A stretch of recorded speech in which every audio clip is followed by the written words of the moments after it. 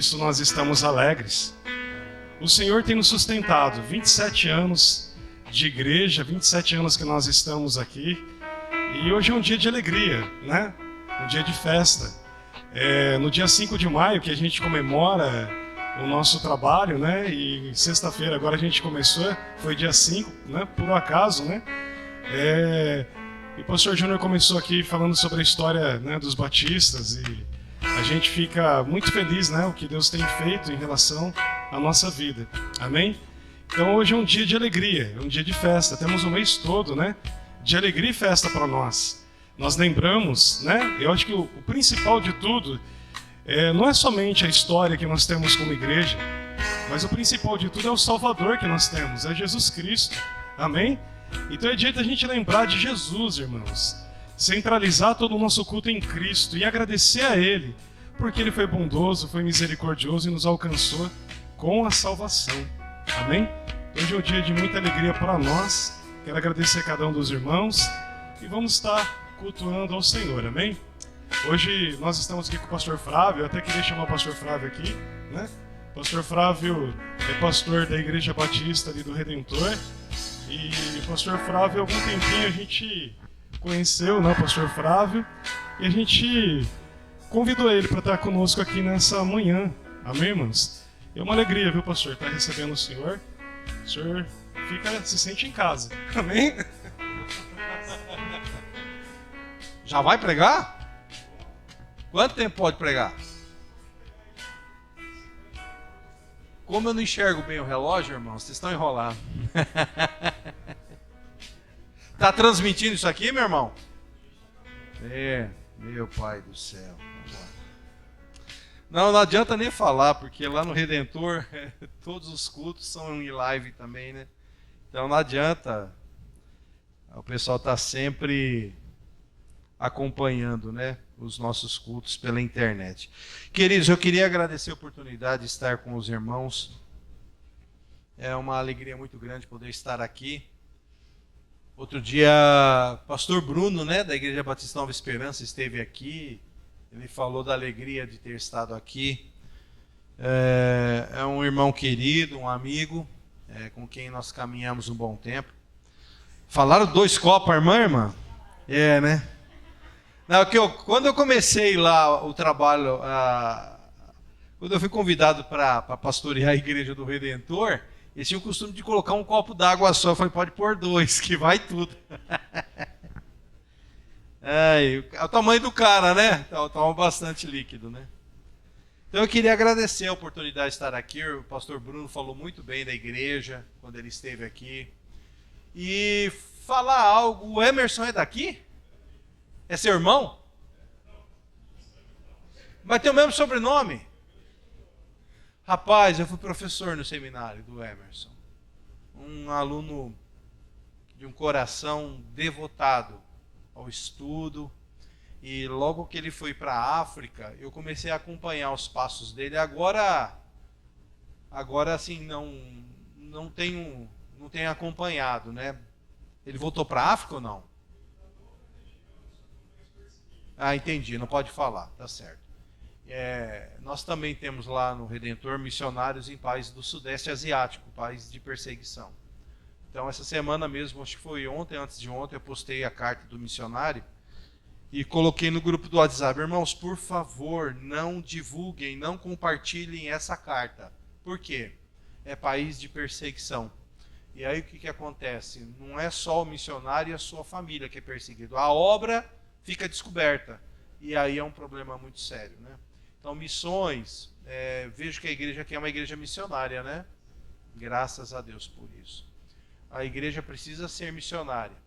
Um dos objetivos nossos lá no Redentor é uma igreja que tem muito envolvimento missionário, mas nós queremos que a coisa crie corpo na igreja. Eu fico muito feliz de ver que aqui os irmãos têm momento de intercessão para a obra missionária. A igreja nunca pode perder de perspectiva a obra missionária. Obrigado, queridos irmãos, de poder estar aqui com os amados. Já vamos passar ao texto. Eu peço que os irmãos abram suas Bíblias Na primeira carta de Paulo aos Coríntios, capítulo 12, e o privilégio de pregar no primeiro domingo do mês de aniversário é esse. O texto que qualquer pregador gostaria de pregar sobre igreja, eu já peguei. Então, os próximos que virão podem pregar também, 1 Coríntios, capítulo 12.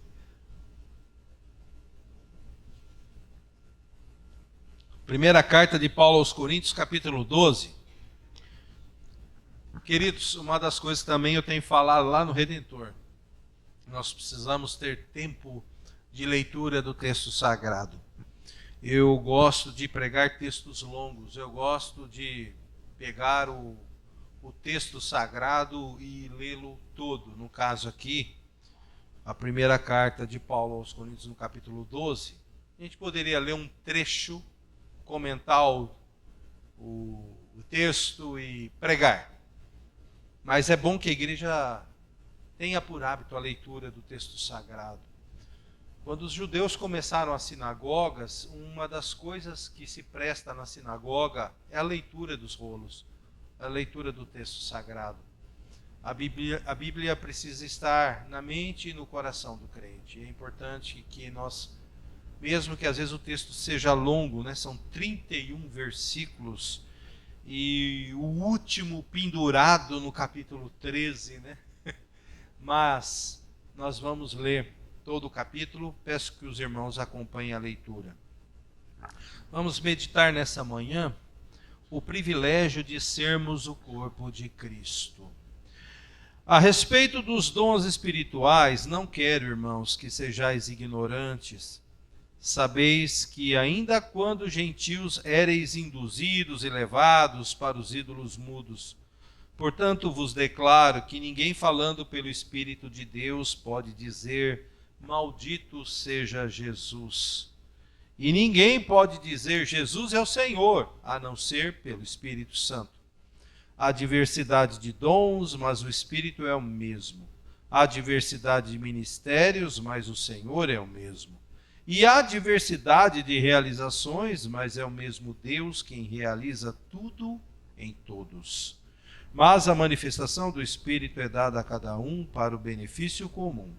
Porque a um é dada pelo Espírito a palavra de sabedoria, a outro pelo mesmo Espírito a palavra de conhecimento, a outro pelo mesmo Espírito é dada a fé, a outro pelo mesmo Espírito dons de curar, a outro a realização de milagres, a outro profecia, a outro dom de discernir os espíritos, a outro a variedade de línguas e a outro a interpretação de línguas.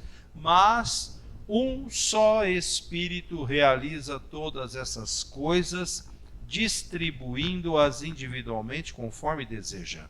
Porque assim como o corpo é uma só unidade e tem muitos membros, e todos os membros do corpo, ainda que muitos, formam um só corpo, assim também acontece com relação a Cristo. Pois todos fomos batizados por um só Espírito para ser um só corpo, quer judeus, quer gregos, quer escravos, quer livres, e a todos nós foi dado beber de um só Espírito. Porque também o corpo não é constituído de um só membro, mas de muitos. Se o pé disser, não sou mão e portanto não faço parte do corpo, nem por isso deixará de ser do corpo. E se a orelha disser, não sou olho e portanto não faço parte do corpo, nem por isso deixará de ser do corpo. Se o corpo todo fosse olho, onde estaria o ouvido? Se o corpo todo fosse ouvido, onde estaria o olfato? Mas, na realidade, Deus colocou os membros no corpo, cada um conforme quis. E, se todos fossem um só membro, onde estaria o corpo? Portanto, há muitos membros, mas um só corpo. E o olho não pode dizer à mão, não tenho necessidade de ti, nem ainda a cabeça pode dizer aos pés, não tenho necessidade de vós. Pelo contrário, os membros do corpo que parecem ser mais fracos são essenciais. E os membros do corpo que consideramos menos honrados, nós os vestimos com mais honra. E os que em nós são vergonhosos, vestimos com dignidade especial.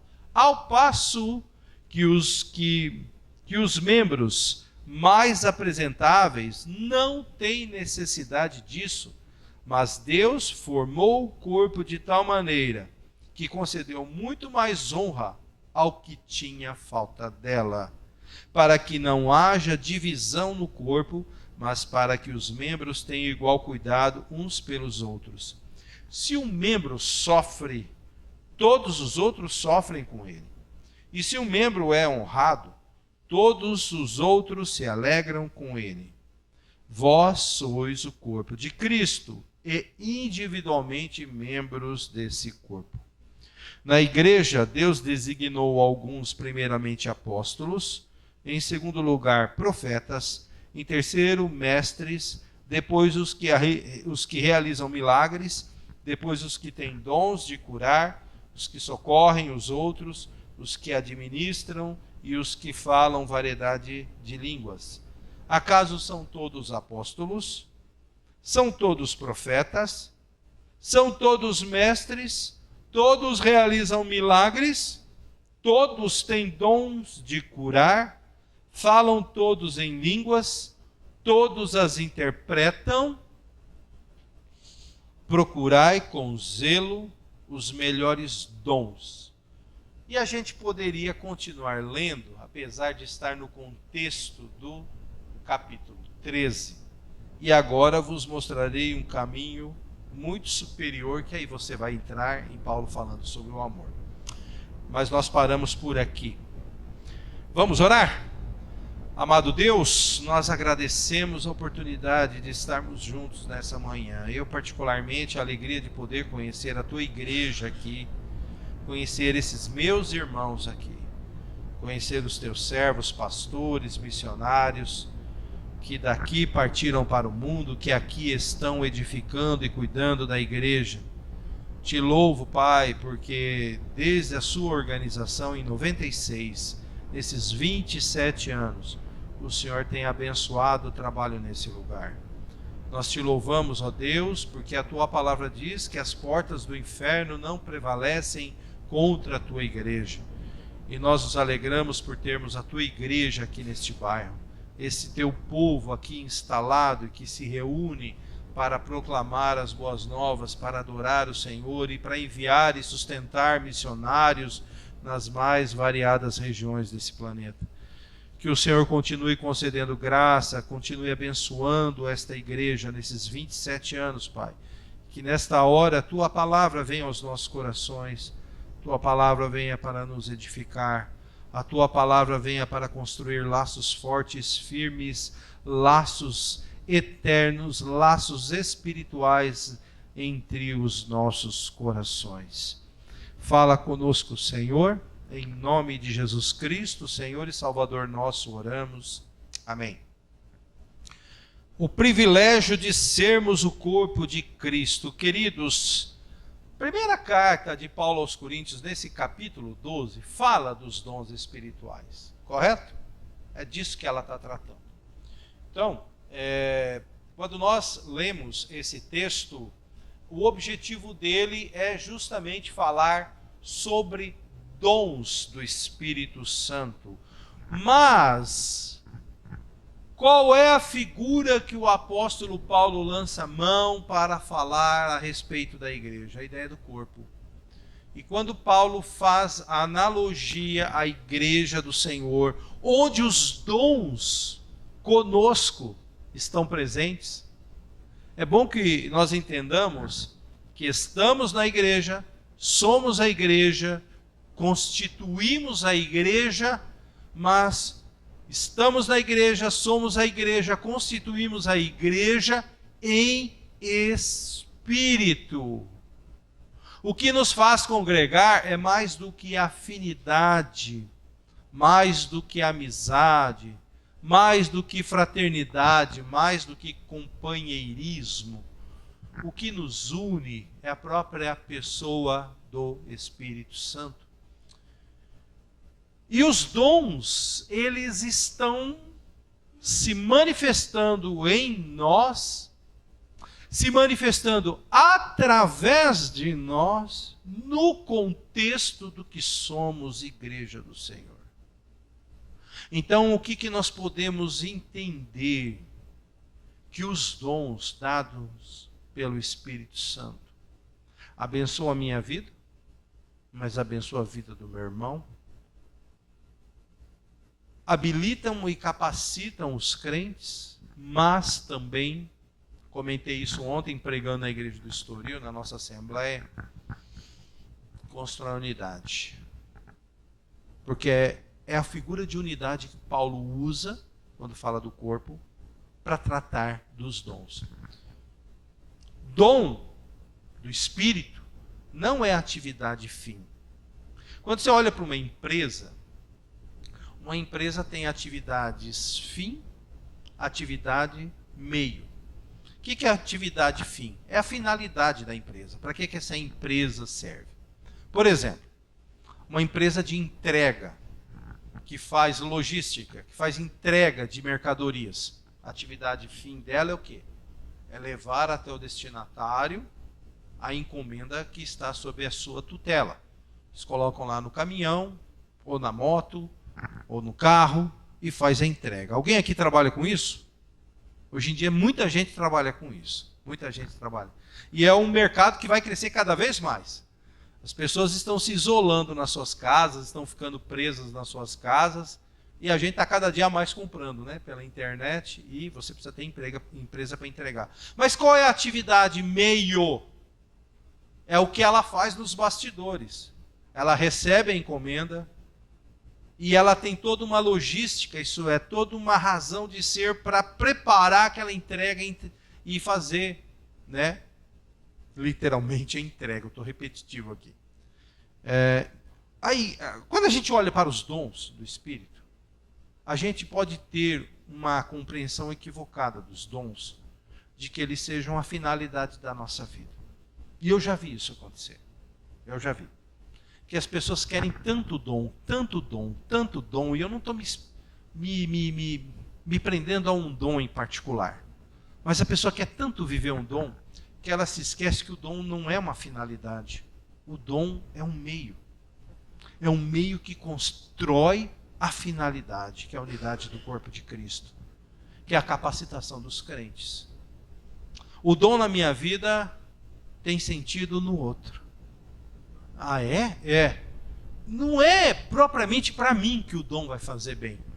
O dom de Deus na minha vida vai fazer bem para o outro. O dom de Deus na vida do outro vai fazer bem para mim. E aí, nesta mutualidade, isso é um princípio que o povo batista tem como muito caro, a mutualidade.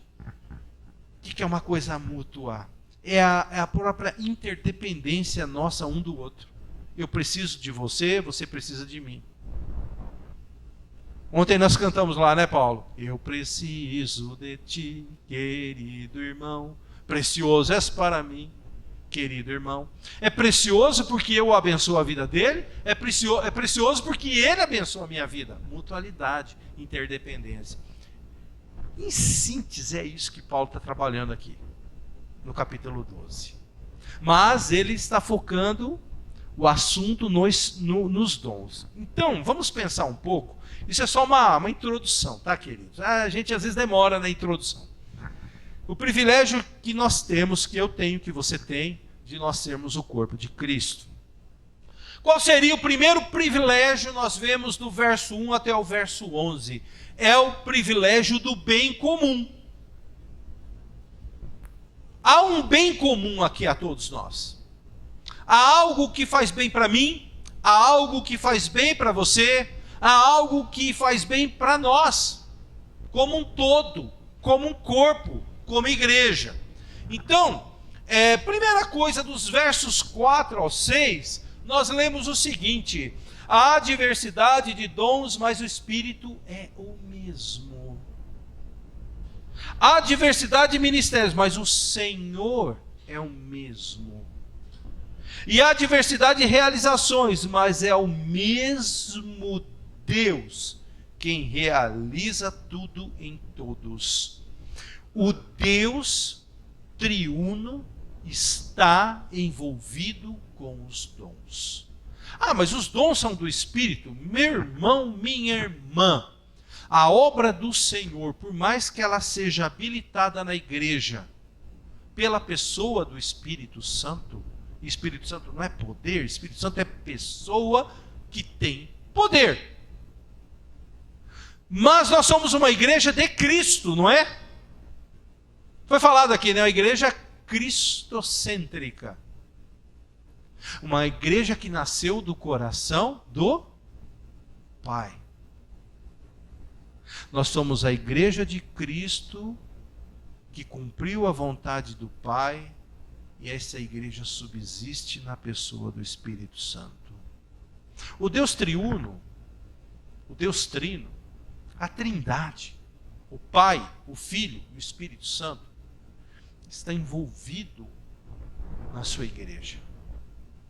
Às vezes nós pensamos, é só a pessoa do Espírito. Tá, Jesus disse, eis que estou convosco todos os dias até... mas Jesus não ascendeu, está nos céus à destra do Pai? Mas ele resolve o problema para nós, essa equação, nos capítulos 14 e 16. Ele fala também no 15. No 15 ele fala alguma coisa, mas ele mostra no capítulo 14 e 16 do Evangelho de João, do Consolador que viria. Quando você vai lá em Atos capítulo 16, Paulo tentando pregar na Ásia Menor, não consegue. Por horas, diz, o Espírito Santo não deixava pregar. Por horas, o Espírito de Jesus o impedia. A igreja nunca teve dificuldade para entender que a pessoa do Cristo está na igreja, na pessoa do Espírito. E o Pai está ali também. O Deus triuno está na obra. Está agindo na obra. Por mais que você veja em evidência uma pessoa, a obra do Senhor, a igreja do Senhor, é uma igreja trinitária, em que o Filho recebe toda a honra e toda a glória. Quem viu a mim, viu o Pai. Jesus ensinou lá também no Evangelho de João. Então, o Deus trino está envolvido nos dons. E nós vemos os dons aí, do verso 8 até o 11. E eu creio, irmãos, e não tenho dificuldade nenhuma, quando fui professor do seminário teológico, 15 anos eu dei aula de teologia sistemática. Eu nunca tive problemas para entender que as listas dos dons do Espírito de 1 Coríntios 12, Romanos 12, Efésios 4, 1 Pedro, não se esgota ali. Ali é o contexto de uma igreja na dinamicidade do seu tempo e do seu lugar. Deus pode conceder outros dons, Deus pode atualizar dentro das necessidades. Os dons têm muito a ver com o lugar onde a igreja está e o tempo que essa igreja está vivendo, as demandas da igreja. Deus capacita os crentes. Senão nós vamos começar a pôr Deus dentro de uma caixinha e achar, ó Senhor, o Senhor só pode se mover aqui dentro, porque eu li no texto, mas o texto, ele é o primeiro passo de uma compreensão maior. Às vezes nós ficamos muito bitolados, fundamentados no texto. Fundamentalismo é isso, que a gente às vezes perde a capacidade de entender que o Espírito de Deus pode sim capacitar a igreja nas necessidades que ela vive, na localidade que ela vive.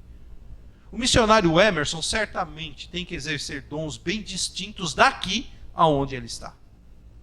Daqui aonde ele esteve.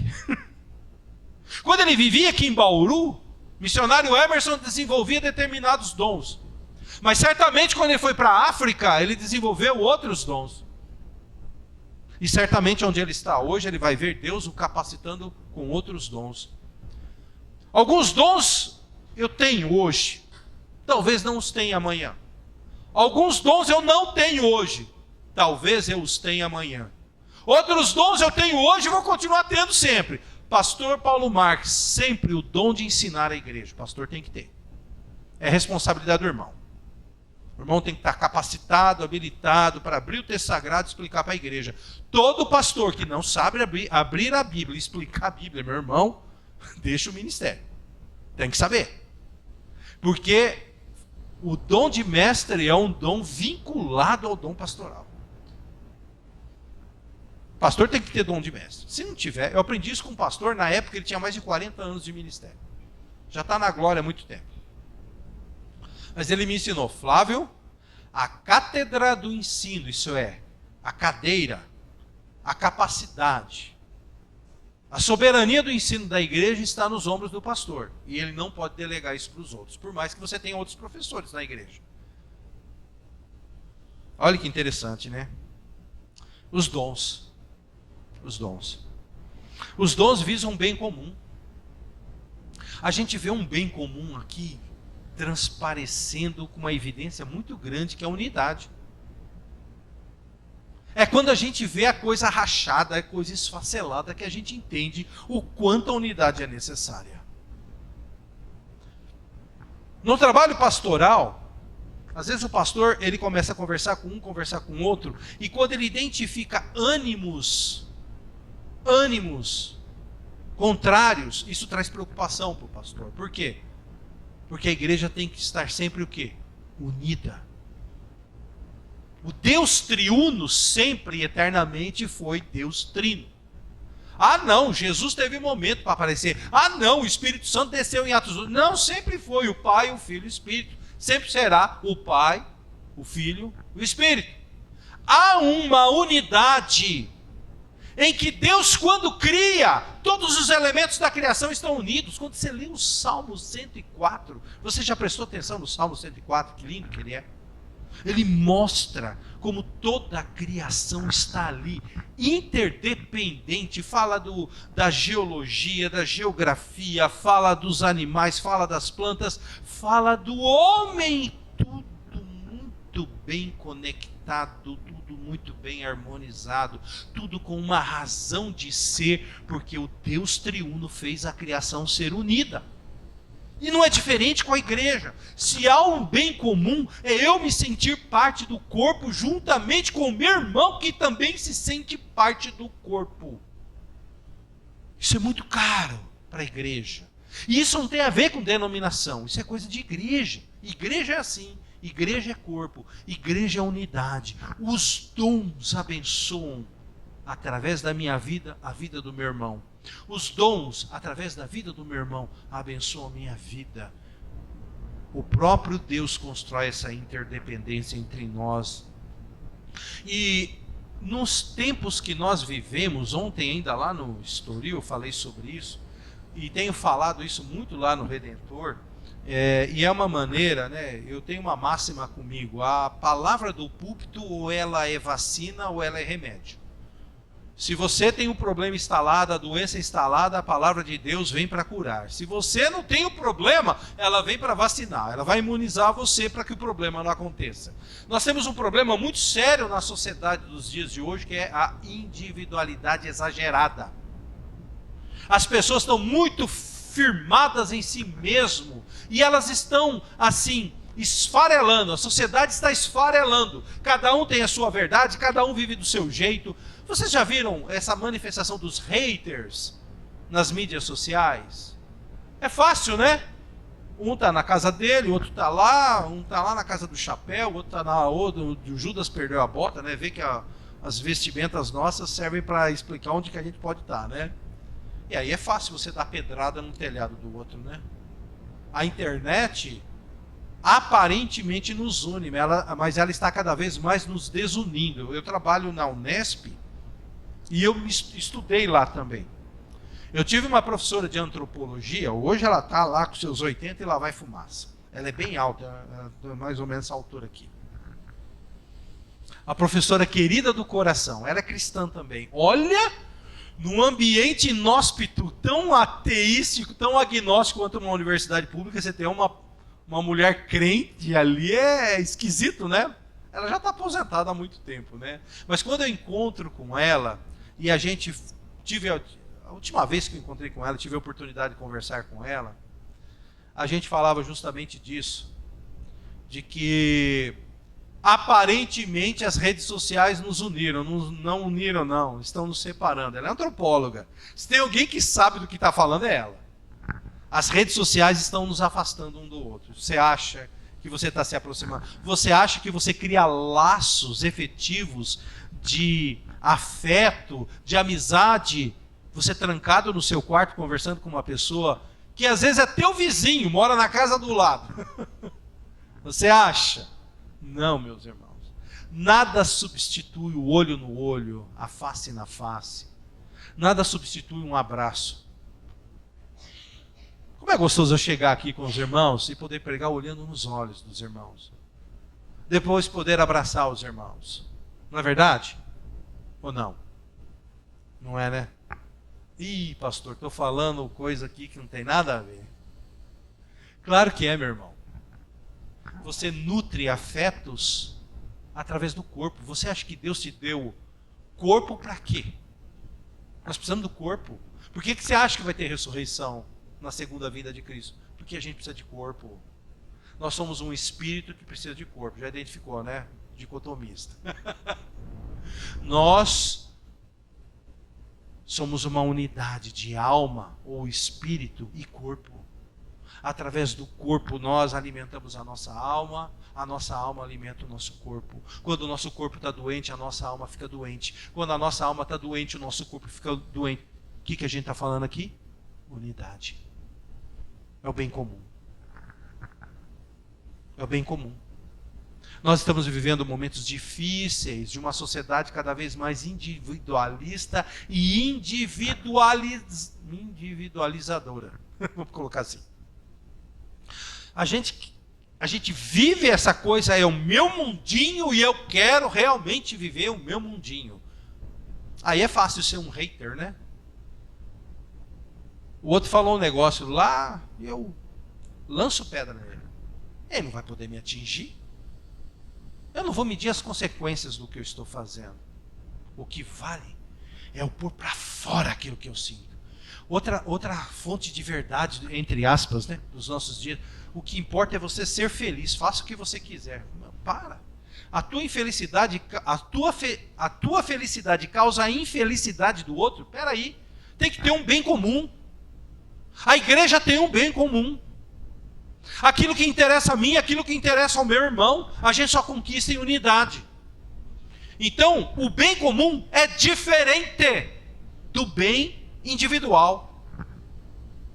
Eu tenho que necessariamente considerar o meu irmão. Eu tenho que necessariamente considerar a minha igreja no mundo que ela está vivendo. Eu gostei muito das orações de intercessão aqui.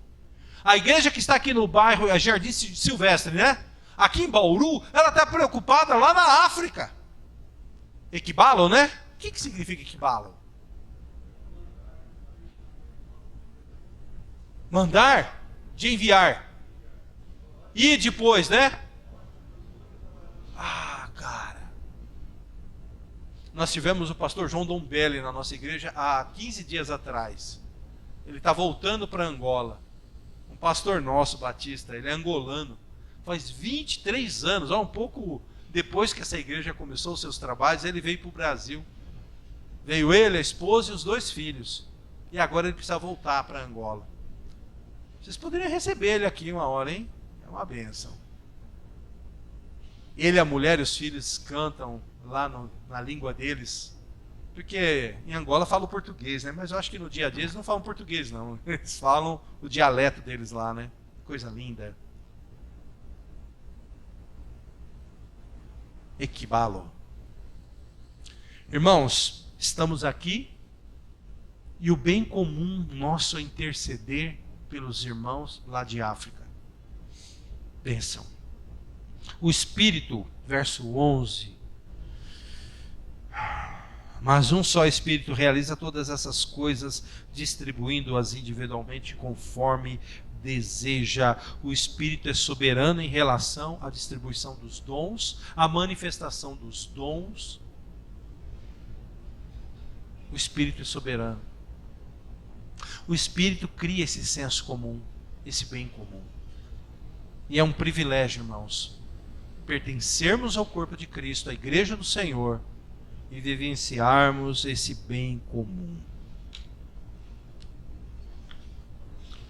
Vamos considerar um segundo ponto aqui. O primeiro era o privilégio do bem comum, o segundo é o privilégio da unidade do corpo.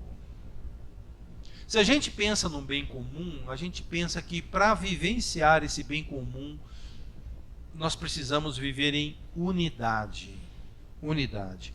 Dos versos 12 ao 21, fala de unidade. Na verdade, vai falar até o 31. Mas é que a partir do verso 22, aparece algumas coisas que eu procurei colocar numa outra divisão aqui. Mas dos versos 12 ao 21, vai falar justamente da unidade. Primeira coisa, no verso 13 nós lemos: pois todos fomos batizados por um só Espírito.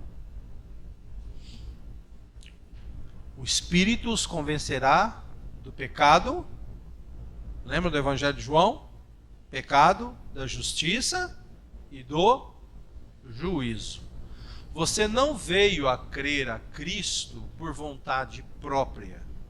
Você teve sim a manifestação da sua vontade, do seu querer.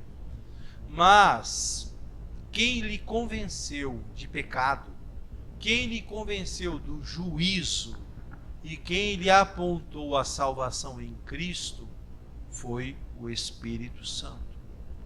John Stott, no seu livro Batismo e Plenitude do Espírito Santo, Paulo, quando você for para o concílio, estuda esse livro aí, viu? Já estudou? Eu também tinha estudado. Na véspera do meu concílio eu li ele inteirinho. Inteirinho na véspera. Peguei. Leitura dinâmica, né, irmãos? Leitura dinâmica, mas li de novo. Muito bom, né? Muito bom. Nós somos batizados a partir do momento em que estamos em Cristo pela ação do Espírito Santo. Você vai à crença em Cristo necessariamente pela ação do Espírito Santo. O Espírito Santo aponta a Cristo. Olha que interessante, o Espírito Santo, eu tenho dado aula disso lá na nossa igreja, classe de doutrina. O Espírito Santo aponta para Cristo. Você só adora a Deus pela ação do Espírito Santo na sua vida. Você acha que você adora aqui, de cantar louvores, de adorar a Deus. Você acha que você faz isso por conta própria? Você precisa do Espírito Santo para isso. Você acha que você ora por conta... Não, você ora porque o Espírito Santo ajuda você a orar. Porque o Espírito Santo aponta para Cristo. O Espírito Santo conduz o teu coração a Cristo. O batismo do Espírito Santo é o momento em que Cristo entra na sua vida e a partir desse momento o Espírito passa a trabalhar efetivamente na sua vida. É isso que o John Stott aponta, né, meu irmão? Excelente livro. Fininho, né? Parece um mangá, né? Só não tem os desenhos. Enquanto você aprende ali com um homem muito sábio, um ex-conselheiro da rainha, saudosa rainha Elizabeth, John Stott, sentava com a rainha Elizabeth e aconselhava ela. Era o capelão dela lá na Inglaterra, enquanto ela vive, enquanto ele vive. Ele foi para a eternidade antes dela. Pois todos fomos batizados em um só Espírito, batizados para sermos um só corpo. Às vezes a gente tem uma compreensão individualista, individualizadora, egoística do Evangelho. Nós achamos que o Evangelho ele vem e encalacra em mim, né? Não. A irmã estava orando e falando. Nós precisamos proclamar. O Evangelho vem, transforma e através da minha vida o Evangelho leva outros para Cristo. O Evangelho não fica alojado na minha vida. O Espírito Santo está comigo, mas o Evangelho sai através da minha boca. O Evangelho brota pelos meus poros. A gente transpira evangelho, a gente sonha com o evangelho, a gente anda em evangelho, a gente fica parado em evangelho. A nossa vida é um testemunho de Cristo. Batizados para sermos um corpo de muitos membros. Verso 4, o verso 14 diz o seguinte: porque também o corpo não é constituído de um só membro, mas de muitos. Ontem também lá no Estoril eu falava de diversidade na unidade, unidade na diversidade. É uma dicotomia. O que é uma dicotomia? É uma relação mútua, né? Duas realidades que uma ajuda a outra. A igreja tem uma diversidade de dons. Tem diversidade de pessoas aqui, cada um é de um jeito. Cada um nasceu de um jeito. Não, todo mundo nasceu de cesárea, todo mundo nasceu de parto normal, tá? Mas cada um nasceu de um jeito. Significa o quê? Cada um é de uma família diferente da outra, cada um nasceu numa hora do dia, cada um nasceu com um médico, cada um nasceu de uma mãe muito própria, cada um tem o seu próprio código genético, cada um tem a sua própria realidade. O dom do Espírito de Deus, né? Os dons do Espírito são na nossa vida de acordo com a vontade do Senhor. Isso cria uma diversidade muito grande. A sociedade atual pegou essa palavra diversidade e aplicou para a ideologia de gênero. Isso é um absurdo. Diversidade é uma ideia muito mais ampla e muito menos profana do que você equiparar a ideologia de gênero. A diversidade está na sociedade. As pessoas são distintas, diferentes umas das outras, e assim a gente é na igreja, e assim somos em relação ao Espírito de Deus. Então aqui ninguém tem o mesmo dom. Tem sim, tem ali um que é professor, tem outro professor, tem o mesmo dom. Não, é diferente. Cada qual vai exercer esse ministério do ensino do seu jeito. O Espírito de Deus vai habilitar um professor a ensinar de um jeito, vai habilitar outro professor a ensinar de outro jeito, porque isso também tem a ver com a nossa diferença individual.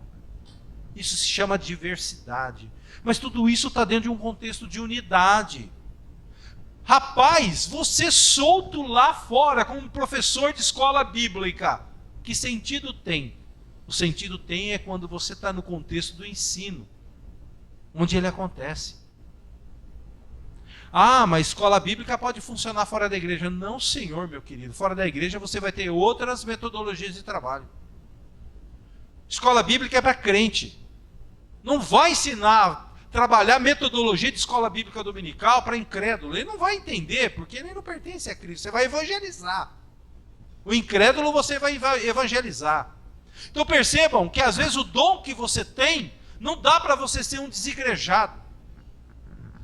Eu tive um excelente aluno no seminário teológico, que foi minha ovelha. E quando eu deixei o primeiro ministério que eu exerci como pastor, ele também deixou.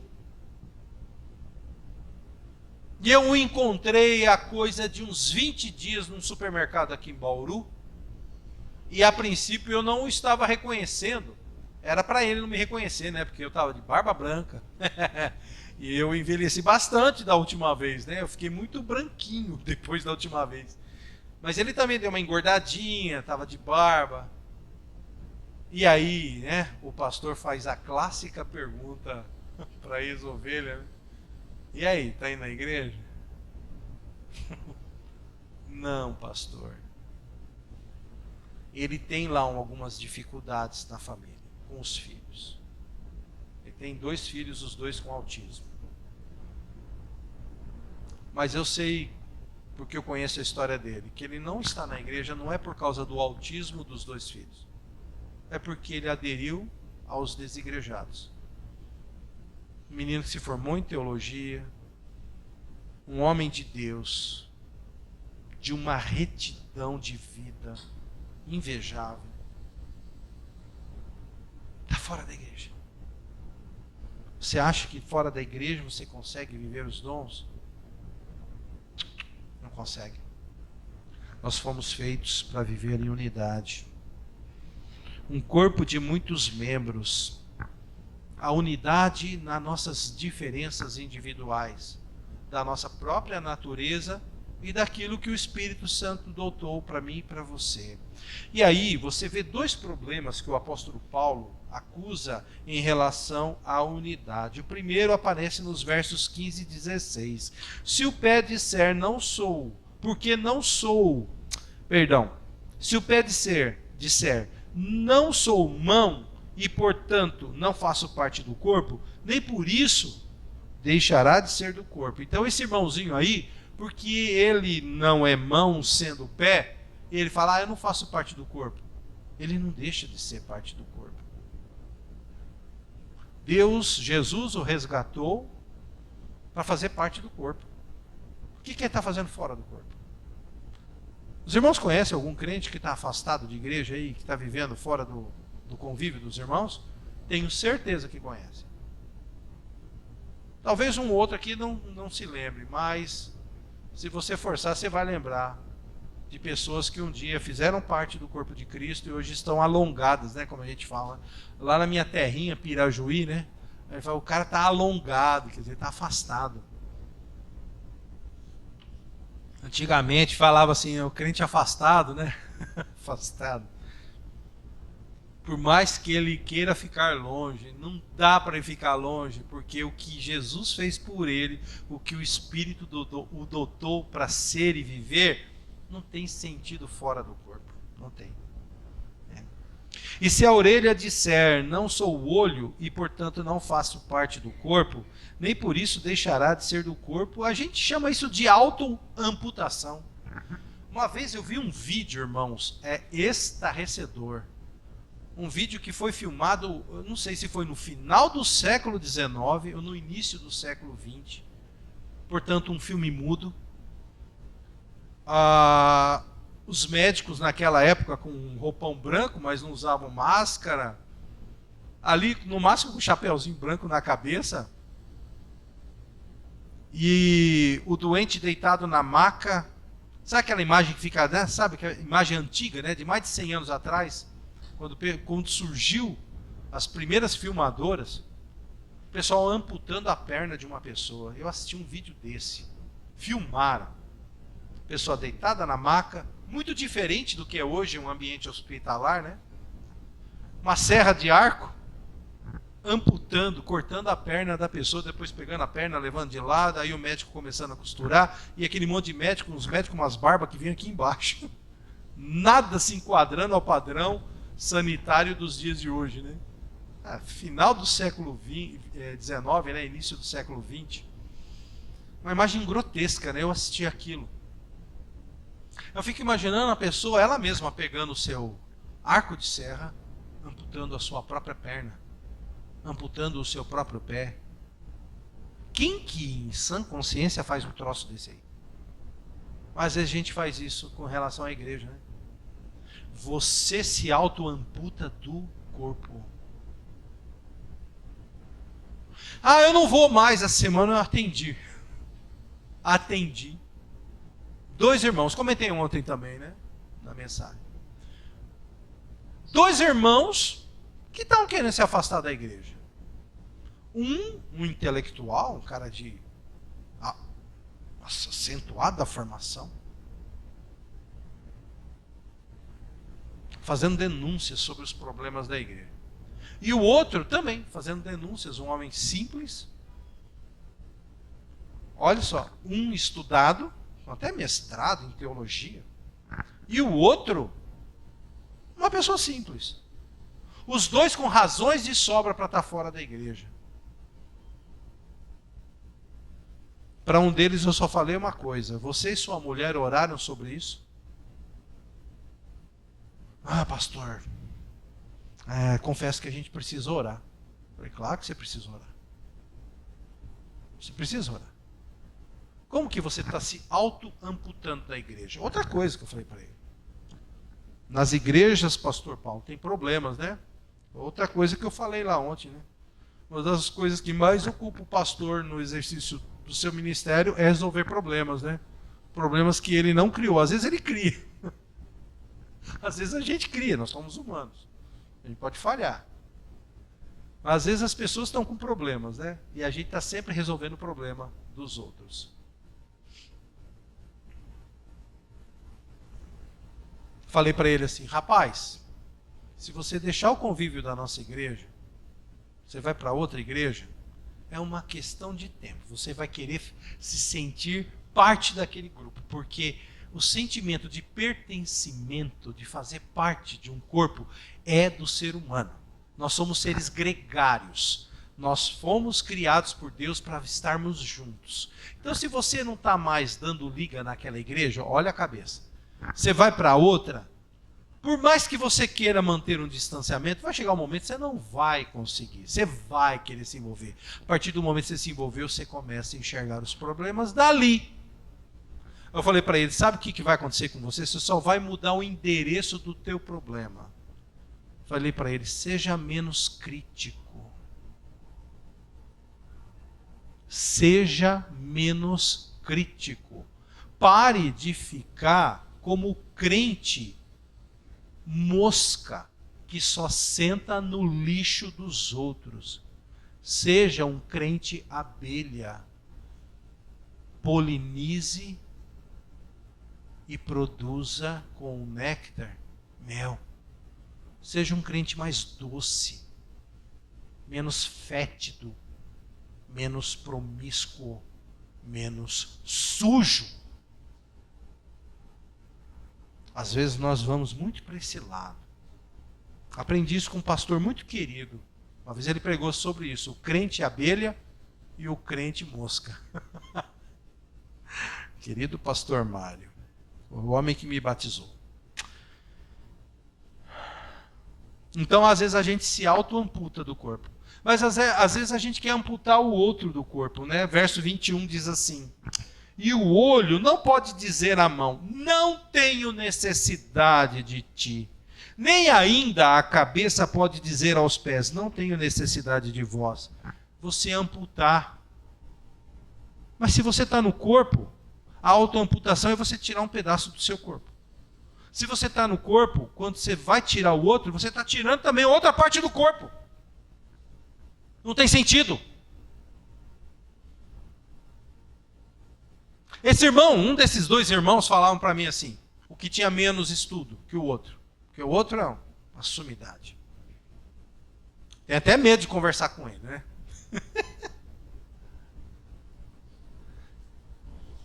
Esse irmão mais simples falava assim: como eu amo a nossa igreja, pastor. Ali eu casei, ali meu filho foi batizado. Eu tenho lembranças tão amoráveis da minha igreja. Eu falei: por que você vai sair daí? Deixa Deus curar suas feridas na comunhão do irmão. Não ampute, não arranque fora. Não foi feito. O que acontece, meu querido, quando você amputa um membro do corpo? Ele vai o quê? Aquilo que foi amputado, vai o quê? Vai entrar em decomposição. Vai apodrecer. Não tem sentido fora. Sabe o que acontece? Nós temos muitas limitações para compreender, para ter consciência do que o corpo é. A gente sempre tem uma ideia de como a igreja deve ser, não é? O irmão mais estudado falava para mim: pastor, a igreja é assim, eu acho que a igreja é assim, eu acho. Tudo na primeira pessoa. Tudo que ele pensa da igreja. Me deu vontade no meio da conversa, é que ia dar muito pano para manga, né? O que a Bíblia fala que a igreja é, meu querido? Você está falando para mim até agora o que você acha que a igreja é. O que a Bíblia fala que a igreja é? Você é o padrão de qualidade. Você me diz: eu sou pastor, hein? Você não é pastor. Deus me habilitou para trabalhar no rebanho. Mas você é quem me diz o que a igreja deve ser. E a igreja não está sendo. O que esse irmão tem? Um problema muito sério de entender conscientemente o que a igreja é. E às vezes nós somos assim, né? A igreja não me satisfaz mais porque eu acho que a igreja deve ser assim, assado, daquele jeito. Não, filho. Para. A igreja é do jeito que a Bíblia mostra que ela é. A igreja é do jeito que o Espírito Santo mostra como ela é. Não é do jeito que você pensa. Meu pai se converteu no final da vida. Bem no final da vida. Ele morreu com 85 para 86 anos. Eu sei que Deus fez uma obra no coração dele nos últimos 7 meses de vida dele. Eu tenho plena certeza que eu vou encontrar com meu pai na eternidade. Meu pai era um homem muito inteligente, professor. Nossa, meu pai era o cara. E eu falando sempre de Cristo para ele e para minha mãe, muito católicos que eram. Meu pai nem tanto, né? Meu pai era um católico meia boca, mas minha mãe era... ela era católica. Olha, preguei para esses dois, hein? Um dia eu falei para o meu pai, paizinho, Deus não é do jeito que o senhor pensa. Deus é do jeito que ele é. Porque eu, quando me converti, eu não entendi o que estava acontecendo comigo, porque eu sou cópia do meu pai, eu sou muito lógico. Hoje menos, mas fui muito mais. Com a minha lógica, eu nunca ia entender Jesus. Eu aceitei Jesus sem entender nada do que estava acontecendo. Eu simplesmente me entreguei. Vai, filho, vai, porque já não dá mais. Vai sem entender. Confia. Ele está estendendo a mão. Tem um hino que nós cantamos do HCC. Agora me falha a memória. Com tua mão segura bem a minha, pois eu tão frágil sou o Salvador, que não me atrevo a dar jamais um passo sem teu amparo, meu Jesus Senhor. Com tua mão segura bem a mim, e pelo mundo alegre seguirei, mesmo onde as sombras caem mais escuras, teu rosto vendo, nada temerei. Quando eu estiver à beira desse rio, a última estrofe está me falhando. Quando eu passar à beira desse rio que tu por mim quiseste atravessar, com tua mão segura bem a minha, e sobre a morte eu hei de triunfar. Significa o seguinte, que às vezes a gente precisa segurar. Jesus está estendendo a mão para a gente. Segura e vai, meu filho. Ele está com a mão estendida. E pede para ele segurar bem a tua. Às vezes não é uma questão da gente deixar a lógica funcionar, a lógica nos afasta. É viver, sentir, ser igreja. Ser corpo é você se sentir parte daquilo. Não adianta você querer mensurar, medir, discriminar, descrever, raciocinar, fazer um arrazoado sobre o que é igreja. Estar no corpo é você se sentir parte daquilo.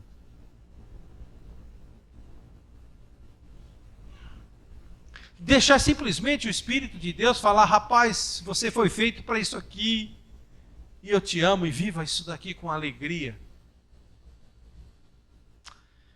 E aí vamos para o último ponto, que eu acho que eu já passei demais o horário, né? Quanto tempo você prega aqui, Paulo? 50? Rapaz, eu estou pregando desde que hora aí? Eu não enxergo. Ai, não dá. Não dá, brother. Não dá. Vou correr aqui. Tem um ponto ainda e tem a conclusão. A gente viu o privilégio do bem comum, o privilégio da unidade. Eu gastei muito tempo nessa questão da unidade, irmãos.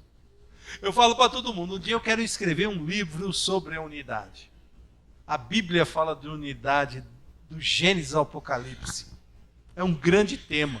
A Bíblia fala de muitas coisas, né? A Bíblia fala de vida, do Gênesis ao Apocalipse. A Bíblia fala de unidade, do Gênesis ao Apocalipse. Pastor Paulo, não escreva, tá? Deixa eu escrever primeiro, tá? O privilégio da diversidade. Dos versos 22 ao 31, a gente vê que privilégio. No 20 já aponta a ideia. Diz assim, ó, portanto, há muitos membros, mas um só corpo, isso é, tem uma diversidade, há muitos membros. Como que se dá harmonia entre esses membros? Ontem eu usei uma imagem lá na pregação, lá no Estoril. O que é um quebra-cabeça? Você pega uma foto, né? E faz recortes ali, né? E cada parte só pode encaixar na outra, né? O ajuste se dá entre essa peça específica e aquela outra peça específica. Agora, se a gente pega um monte de toquinho de madeira, todos do mesmo tamanho, do mesmo formato, eles vão encaixar um no outro? Não. Eles vão ser colocados só um do lado do outro. O que é um dominó, né? Você coloca um dominó um do lado do outro, em pé, você faz assim, ó, tuc, eles caem todos, né? Agora, quando você pega um quebra-cabeças, olha, 2 jogos diferentes, né? Dominó, quebra-cabeça. Mas o dominó tem as figuras que se encaixam. Elas não se encaixam. Elas são correspondentes na figura. As peças do dominó são todas iguais. A do quebra-cabeça não. Elas estão todas encaixadas uma na outra. Só que para ver esse encaixe, meu irmão, nessa diversidade que é o corpo de Cristo, às vezes o encaixe ele é mais complicado do que você pensa. Mas ele está lá para existir. Vamos lá? Versos 22 e 23, está escrito assim, ó. Pelo contrário, os membros do corpo que parecem ser mais fracos. Tem gente fraca na igreja? Tem. E o que é fraqueza aqui? O cara é magrinho, o pastor é forte, né? Não. Às vezes o obeso é fraco. O que é fraqueza? A fraqueza em relação à unidade do corpo. A fraqueza em razão do efetivo uso dos dons do Espírito. O apóstolo Paulo vai falar um pouco de fraqueza no capítulo 14 da carta aos Romanos, quando ele fala dos débeis na fé. Eu conversei com 2 débeis na fé essa semana, não falei? Os 2 irmãos? Um tinha mestrado em teologia, eu não tenho mestrado em teologia. Débil na fé. O outro tem pouco estudo. Débil na fé. 2 irmãos queridos, que eu amo. Mas os 2 fracos. Meu irmão, você tem que encaixar com quem é fraco. Os encaixes do quebra-cabeça, do mosaico que Deus está construindo na igreja, não é entre gente forte, mas entre gente forte e gente fraca, entre gente fraca e gente forte. O forte levanta o fraco habilita o forte a se rebaixar ao nível do fraco. O irmão que é forte precisa do que é fraco. Às vezes nós somos imaturos, porque a gente quer ser uma igreja de super-homens e super-mulheres. Não, querido, tem que ter gente fraca. Olha a outra aqui, ó. E esses são essenciais. Verso 23. E os membros do corpo que consideramos menos honrados, nós os vestimos com mais honra. Você olha para aquele irmão lá, você precisa cobrir ele. Ó, o pastor chegando na frente, ele me deu recado, para logo essa mensagem. Eu estou todo na empolgação aqui, meu irmão. Você viu que eu fico empolgado pregando, né? Você me quebrou agora, velho. Vamos lá. Vamos avançar. A gente precisa aprender a dar honra para quem está pedindo honra. Já viu aquele irmãozinho que precisa querer aparecer? E você não precisa. Vai lá. Ampara. Ampara esse irmão. Dê a honra que ele está pedindo. O apóstolo Paulo fala assim: sujeitando-vos uns aos outros em amor. O amor é o que movimenta. O Espírito nos movimenta em amor. Você vai amparar o fraco, vai encaixar no fraco. Você vai amparar o que tem menos honra, encaixando nele. Você tem que aprender a se rebaixar, se você se acha mais honrado e forte. Mas tem um outro grupo aqui, né? E os que em nós são vergonhosos, vestimos com dignidade especial. Irmãos, imagine aí no seu corpo que pode não ser, que seja vergonhoso. Pastor, fala, vai, fala, você quer falar, fala. Todo mundo aqui está vestido, né? Tem partes do nosso corpo que a gente não mostra para ninguém, né? Hã? Nossa, pastor, o senhor vai falar isso aqui? Ué, Paulo está falando isso na carta, filho. O que você acha que é um membro do corpo? Hã? Vergonhoso. Hã? O que você acha que é? Pensa no seu corpo. O apóstolo Paulo, ele joga aberto, irmãos. A Bíblia é muito verdadeira, muito espontânea. Nós é que ficamos com um certo receio de imaginar algumas coisas. Vai lá, vista com dignidade aquilo. As mulheres gostam de pôr uma saia, uma calça bonita. Os homens gostam de pôr uma calça bonita, né? A gente não vem sem calças para a igreja. Ai, pastor, ética de púlpito. Para com isso. Cadê a ética aqui de Paulo? Ele está jogando aberto. Irmãos, vamos entender o que Paulo está falando. Na igreja tem gente que dá problema. E você precisa desse povo. Esse povo precisa de você. Uma igreja madura é uma igreja que aprende a resolver os seus problemas sob a unção e a direção do Espírito Santo. Ontem lá no Estoril eu falava, vamos parar de pôr pano sobre as coisas e fingir que o problema não está acontecendo. Às vezes precisa até dar nome para os problemas. Eu vejo que eu me segurei. Eu sou italiano, eu tenho que me conter. Mini Bortolotti é italianíssimo, tá, queridos? Meu sobrenome. Contei até 10 e não falei. Mas a gente tem que aprender a lidar com isso. A igreja só amadurece resolvendo os seus problemas. A importância dos fracos, a honra aos menos honrados, a dignidade aos vergonhosos. Como que se dá harmonia? Cuidando dos vulneráveis. Se Deus te fez forte, se Deus te fez honroso, e se Deus te fez garboso e não vergonhoso, não pense de si além daquilo que convém. O próprio apóstolo Paulo também fala isso. Chega junto do teu irmão. Ele é aquela pecinha do mosaico, aquela pecinha do quebra-cabeça que encaixa direitinho em você. Os mais apresentáveis, verso 24, não tem necessidade disso. Eu conversava com um professor da Unesp que tem frequentado a nossa igreja. Ele é físico, ele não é doutor, ele é livre docente. Ele não é só um livre docente, ele é um professor titular. Para quem está dentro da universidade pública, quando você fala que um professor universitário ele é professor titular, o que significa isso? Esse cara chegou num nível tão alto de excelência intelectual, que ninguém consegue chegar além do que ele chegou. Ele tem frequentado lá a nossa igreja. E quando você vai conversar com ele é grandão que nem eu.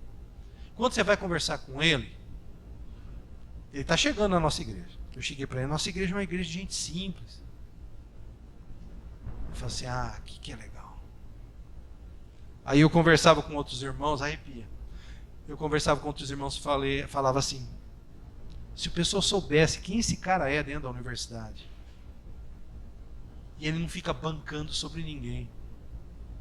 O outro tem um mestrado e vem querer ensinar para o pastor. Eu converso com o cara numa boa. O outro é um professor titular da Unesp.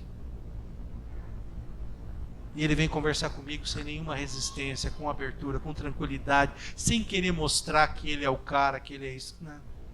Quem tem honra, quem é forte, não precisa disso. Às vezes você vê um cara aí, estudou pouco, tem pouca experiência, está nas redes sociais, falando como se fosse um expert. E às vezes eu vejo, fico ouvindo, Senhor, dá um tempo para ele aprender. Ele vai aprender. Ele vai aprender. Eu dou risada. Quanto mais a gente vive na igreja, a gente vê que a gente não sabe nada. Quanto mais eu prego, quanto mais eu ensino, eu sei que eu não sei nada. Eu preciso encostar naquele irmãozinho, aquela irmãzinha mais de idade. A irmã Maria tem 80 anos, frequenta a nossa igreja, não falta num culto. Eu sempre vou apertar a mão da irmã Maria e falar, irmã, que bênção. Simples, não sabe nem conversar, tadinha. Mas quando eu aperto a mão dela, eu vejo uma crente que ama estar na casa do Senhor. Eu aprendo mais com ela que com outro irmão que tem um mestrado em teologia. Não é porque ele não está na comunhão do corpo, né?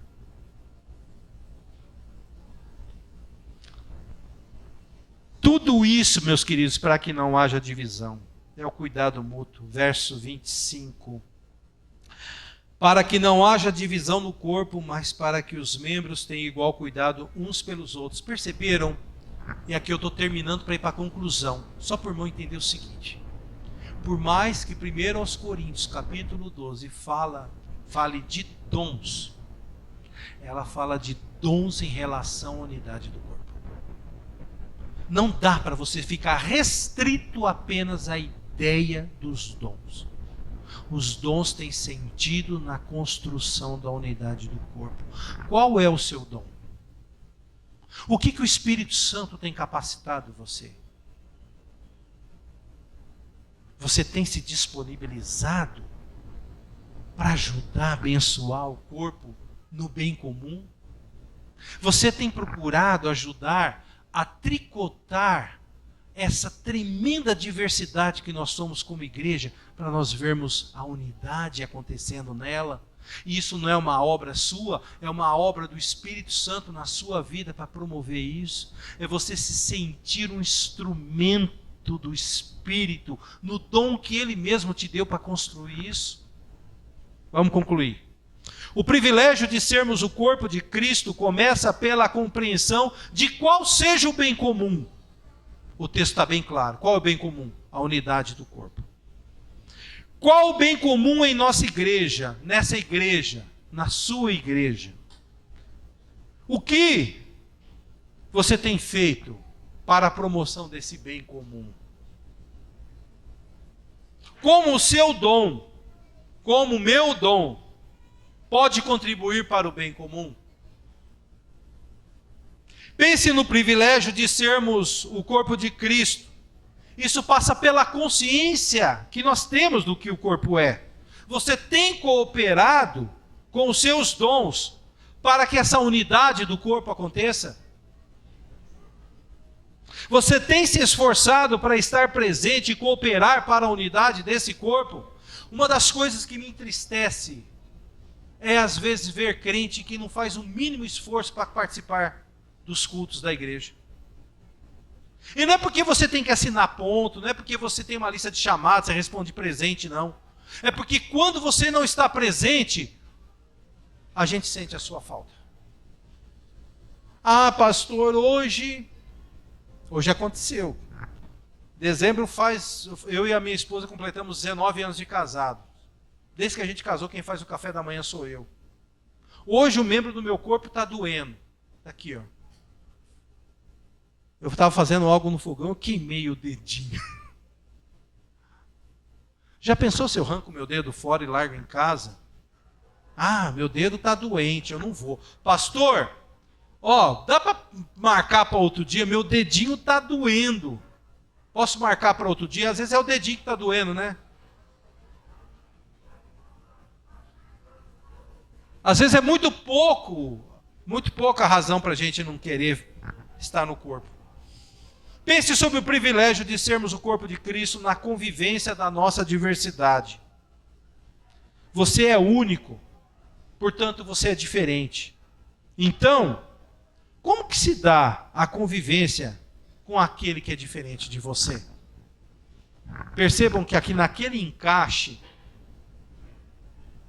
às vezes é a paisagem de um avião voando no meio das nuvens. Às vezes não é a pecinha do quebra-cabeça, nuvem com nuvem que encaixa. É nuvem com fuselagem de avião.